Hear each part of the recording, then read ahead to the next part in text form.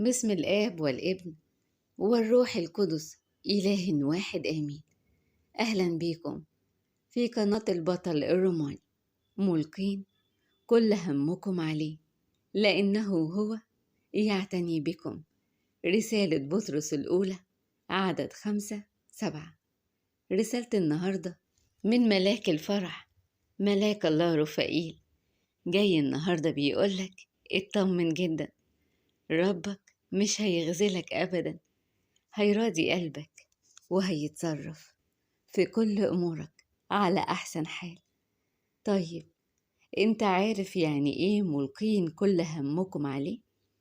يعني ارمي الهم قدامه، يعني ارمي الوجع والألم عنده، وحط كل أمورك الملخبطة وكل دنيتك الصعبة المعندة بين ايديه، وسيبها وانساها خالص، وهو أكيد هيتصرف زي كل مرة اتصرف فيها، زي كل مرة انت قلت فيها يا رب واتصرف، زي ما ياما استنجدت بيه قبل كده في مواقف كتير وأمور كتير، واتدخل بحكمته وتدابيره وحلها. مش هتهون عليه، دلوقتي كمان هيتصرف، هيطمنك وهيريح قلبك، هيتصرف بسرعة علشان بيحبك جدا، مش هيخيب رجائك فيه. ما تخافش، طمن قلبك على الآخر. عارف ليه؟ شوف الرد عليك في مزمور 103 من سفر المزامير: الذي يشبع بالخير عمرك فيتجدد مثل النسر شبابك. عارف يعني ايه؟ يعني إلهك وحبيبك يسوع هو الوحيد اللي معاك طول عمرك، يعني رفيق عمرك اللي سندك وعينه عليك، ما هو أبدا عينه ما تغفل ولا تنام، وبيحول كل الأمور كمان لخيرك. فعلا مهما كانت ظروفك بيحولها كلها لصالحك، لخيرك ولسلامك، حتى لو كانت معقدة على الآخر ولا معندة ولا صعبة. يشبع بالخير عمرك، ومش بس كده، لأ ده كمان هيبعت ليك خير وفرح في قلب الحزن اللي انت فيه ده. هيبعت لك خير هيغير حياتك كلها. أيوة، ده أكيد، صدق، ده كلامه ليك، ده وعده ليك اليوم. الخير هيديهولك، هيبدل الحزن والوجع والألم اللي جواك لفرح وتعزية كبيرة. دموعك دي اللي مش بتفارق عينك بسبب الحزن هيمسحها، وهيطبطب على قلبك وهيرضيك بعد صبرك، بعد احتمالك ده كله.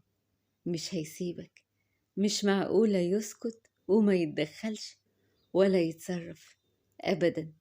هيفاجئك باللي نفسك فيه، هيفاجئك باللي انت عايزه واللي ياما تمنيته. ما هو مش بيضيع أبدا تعب حد، ولا ينسى أبدا الوجع والحزن والألم اللي مريت بيه. ما تخافش، هيفاجئك باللي انت ياما طلبته منه وقلته له وانت بتصلي.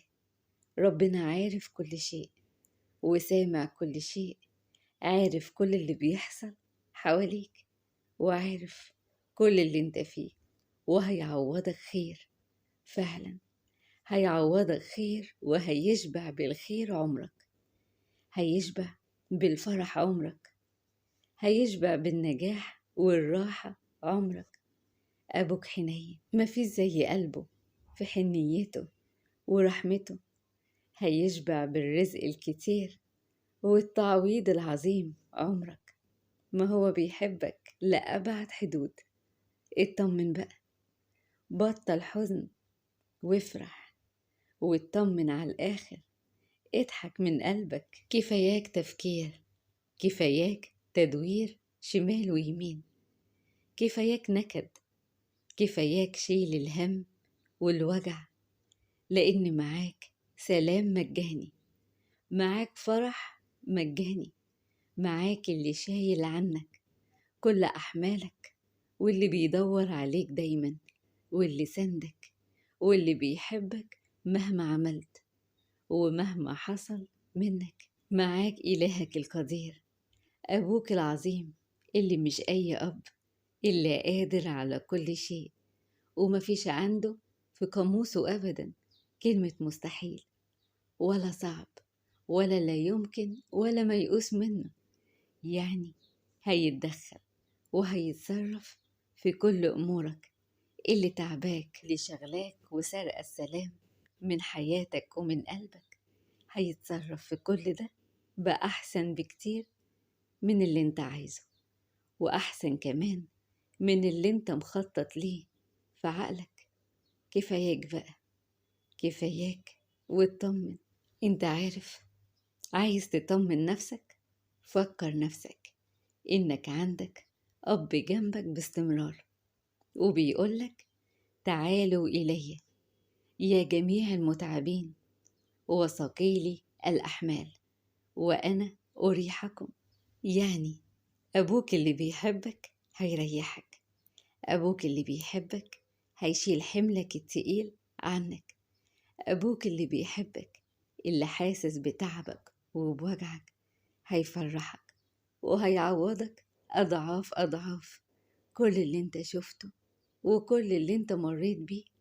اطمن بقى، لأن يسوع بيحبك وهيفرحك. بطل خوف، بطل قلق، بطل تحسبها بالورقة والقلم، سيبها على اللي عمره ما سابك، وهو مش هيخذلك. هيفرحك فرح عظيم، وهيشبع بالخير عمرك. شيل من عقلك كل الأوهام وافرح يا ابن ملك الملوك ورب الأرباب يسوع المسيح. آمين. ربنا يفرح قلوبكم ويعطيكم سؤالكم ويملى حياتكم خير كتير وأفراح وتعويضات بشفاعة أم النور، أم إله القدرة، أمنا العذراء مريم، اللي دايما بتحب تفرح ولادها من غير حتى ما يطلبوا منها، وبشفاعة كل جيوش السمائيين وكل الملائكة والقديسين، وبشفاعة أمير الشهداء الجدع قوي سريع الندى ماري جرجس الروماني، اللي مش بيتأخر أبدا عن أي حد ينده عليه ويستنجد بيه ويقول له انجدني يا ماري جرجس، يجي أوام وينجيه. وملاك الفرح والتهليل اللي بيفرح القلب الحزين، ملاك الله رفائيل. آمين. قناة البطل الروماني.